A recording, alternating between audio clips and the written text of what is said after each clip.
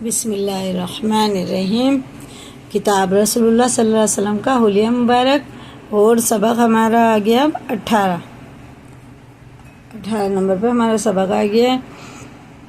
اب ہم پڑھیں گے آپ صلی اللہ علیہ وسلم کے ناخن اور داڑھی کٹوانے سے متعلق حدیثیں۔ حضرت ابو ہریرہ رضی اللہ تعالیٰ عنہ سے روایت ہے کہ رسول اللہ صلی اللہ علیہ وسلم نے ارشاد فرمایا کہ 5 چیز انسان کی فطرت میں سے ہے اور دین فطرت کے خاص احکام ہیں۔ 1 ختنہ، دوسرے زیر ناف کے نیچے کے بالوں کی صفائی، تیسرے مونچھیں تراشنا، چوتھے ناخن تراشنا، 5ویں بغل کے بال صاف کرنا۔ صحیح بخاری، صحیح مسلم۔ حضرت انس رضی اللہ تعالیٰ عنہ سے روایت ہے کہ مونچھیں تراشنے اور ناخن کاٹنے اور بغل زیر ناف کے نیچے کے بارے میں ہمارے لیے حد مقرر کی گئی ہے کہ 40 دن سے زیادہ نہ چھوڑیں۔ صحیح مسلم۔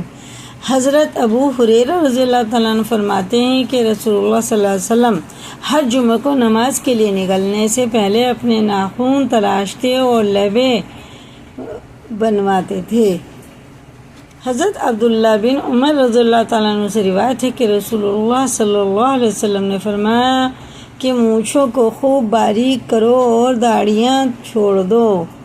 صحیح بخاری، صحیح مسلم۔ حضرت عمرو بن شعیب رضی اللہ تعالیٰ عنہ اپنے والد شعیب سے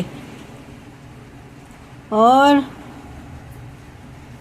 وہ اپنے دادا عبداللہ بن عمرو بن عاص رضی اللہ سے روایت کرتے ہیں کہ رسول اللہ صلی اللہ علیہ وسلم سے اور وہ اپنے دادا عبداللہ بن عمرو بن عاص رضی اللہ سے روایت کرتے ہیں کہ رسول اللہ صلی اللہ علیہ وسلم اپنی داڑھی مبارک کے بالوں کے عرض چوڑائی سے بھی اور طول لمبائی سے بھی کچھ ترشوا دیتے۔ حضرت ابو ہریرہ رضی اللہ تعالیٰ عنہ سے روایت ہے کہ رسول اللہ صلی اللہ علیہ وسلم نے فرمایا جس شخص کے بال ہوں تو اس کو چاہیے کہ وہ ان بالوں کا اکرام کرے۔ حضرت عبداللہ بن عمرو رضی اللہ تعالیٰ عنہ کے خادم نافع حضرت عبداللہ بن عمر رضی اللہ تعالیٰ عنہ سے روایت کرتے ہیں کہ آپ صلی اللہ علیہ وسلم منع فرماتے تھے۔ قزعہ سے نافع سے پوچھا گیا کہ قزع کیا ہے؟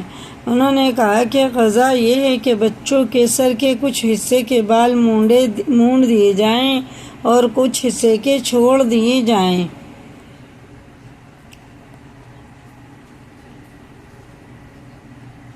آپ صلی اللہ علیہ وسلم کے ناخن کاٹنے کا طریقہ، یہ چھوٹے چھوٹے ہیں 2 سبق۔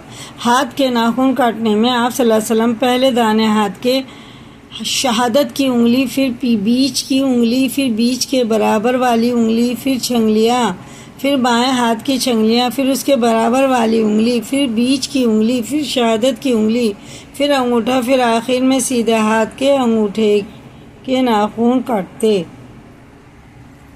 پیر کے ناخن کاٹنے میں آپ صلی اللہ علیہ وسلم پہلے دانے پیر کی چھنگلیاں سے شروع کرتے اور انگوٹھے تک ختم کرتے، پھر بائیں پیر کی چھنگلیاں سے شروع کرتے